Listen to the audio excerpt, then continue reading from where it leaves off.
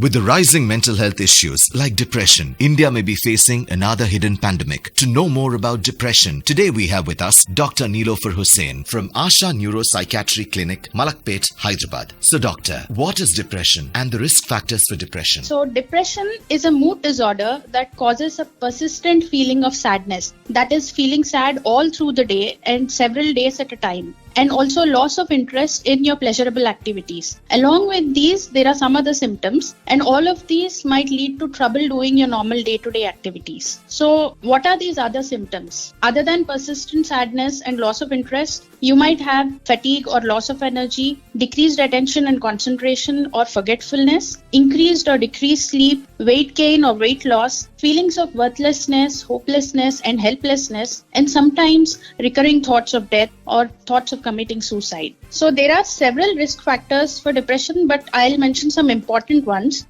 These are social isolation, especially during these COVID times, traumatic or stressful events in your life, such as death of a loved one, divorce, going through a difficult relationship, subjected to domestic abuse, or loss of a job, etc. Someone in your family or a blood relative having depression or bipolar disorder or suicide, this is a genetic basis for depression. Having long-term illnesses such as diabetes, high blood pressure, thyroid, heart disease, all of these can increase the risk as well. And sometimes belonging to a minority group such as the LGBTQ community, that can also increase your risk. So doctor, does every person with depression need treatment and how is it treated? Every person who has depression doesn't really need medication, but yes, you do need intervention from a psychiatrist. So based on whether you have mild, moderate or severe depression, you can be treated with either therapy or counseling or medication or sometimes a combination of both. So if someone that you know is showing any of these signs, please do not hesitate to contact a nearby psychiatrist. Issued in public interest.